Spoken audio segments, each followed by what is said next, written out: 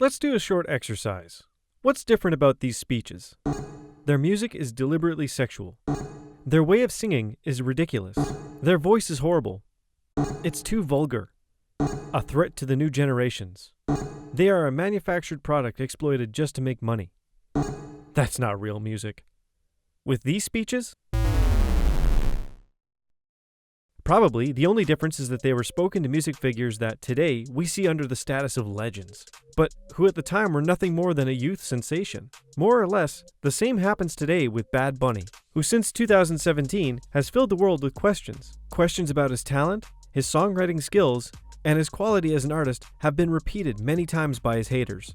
But many records, singles, and hit albums later, Bad Bunny went from a supermarket beggar in Puerto Rico to become the biggest Latin pop star on the planet.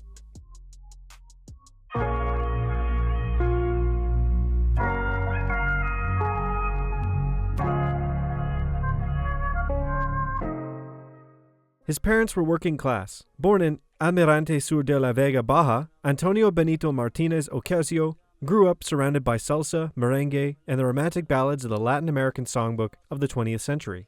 As a teenager, he developed an interest in artists that played on the radio, such as Daddy Yankee and Hector Lavoe, and through skateboarding and professional wrestling, he began to form an identity that has stayed with him to this day.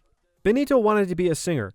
He started writing his first songs at the age of 14, and already with the name Bad Bunny based on a photograph from his childhood, he opened a SoundCloud account as an independent artist. His songs began to take relevance, and in 2016, his song, Diles, caught the attention of producer DJ Luan, who signed him to his record label Hear This Music. From there began a rise that led him to his first incursions into the Billboard Latin charts, and on YouTube, songs like Soy Peor began to fill with millions of plays. In a kind of folk fable, a communication student from Puerto Rico who packed in a supermarket became a pioneer in the Latin trap scene.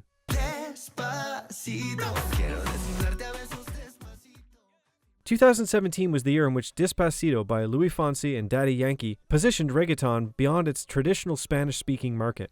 It was number 1 in 47 countries and became the third song in Spanish that could be number 1 in the Billboard Hot 100, only behind La Bamba and La Macarena.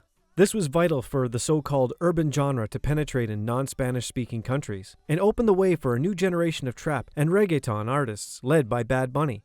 With his lyrics and style, he gave this music genre new formulas and ways to something that everyone thought was already dead and obsolete. His appearance, his way of connecting people, his way of singing, and even his visual narrative were the perfect object for him to be riddled by the so-called music elite, who looked down on his every move. For better or for worse, this generated that Bad Bunny was not indifferent to anyone. He was on the lips of those who sang his songs and also of those who did not stop discrediting him.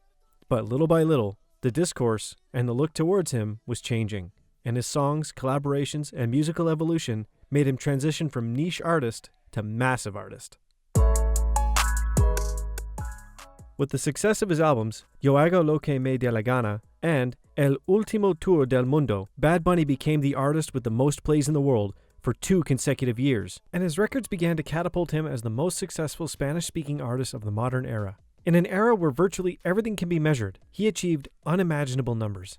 And that's when the world realized this was no longer just a passing fad. His appearance at halftime of the Super Bowl, in WWE rings, or even in a Marvel movie earned him his superstar status. As his career progressed, his complexity as a composer and artist added to the people who surrounded him, made his music also begin to change. It was no longer only reggaeton and trap that was in his range, as his musical range had successfully passed through ska punk, alternative rock, mambo, or salsa. The success of his latest album, Un Verano Sin Ti, is another example of his constant evolution, which together with his genius and his marketing continue to reaffirm his success with #1 hits, millions of reproductions, and historic tours and box office.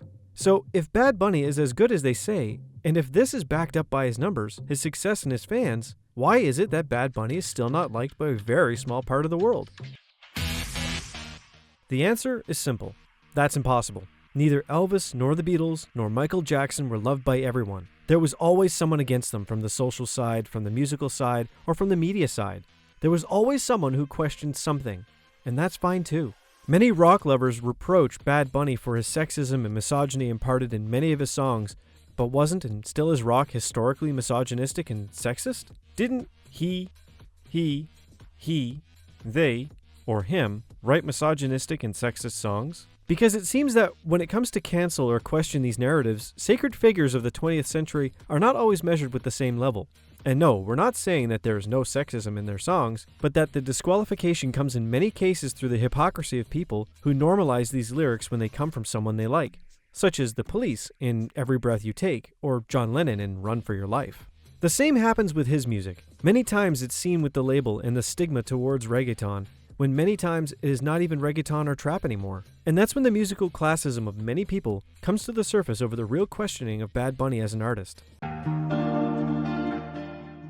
In short, this video is not intended to make the viewer become a fan of Bad Bunny overnight. It's okay to dislike him or not click with some people. But from that to completely discrediting him seems a bit of a cheat to us. Bad Bunny is one of the most important Hispanic artists of all time. With his music, he has broken the language barrier and has put the Spanish language in places that no one had achieved. Of course, it also goes hand in hand with the world in which we live in and globalization itself. But he's doing something that no one had achieved. His constant evolution makes his music change with each album. He himself said he does not see himself doing reggaeton at 40 years old. So we do not know which way his career may turn. But today he has already done too much breaking all the rules of Latin pop. He has put the culture of our Latin American people very high, and that is why Generation Z and the millennials embrace his music. He defied the norms of a genre. He paved the way for inclusion and penetrated with his lyrics and his music in the collective imagination of the youth. There's not even close to another Spanish-speaking artist bigger than him, and probably won't be for a long time. So when he comes back to make a speech against the artist, you better ask yourself if your prejudices or your musical classism are not putting him this time on the other side of the story. Thanks for watching this video, and don't forget to like and subscribe to our channel. This is Music Box.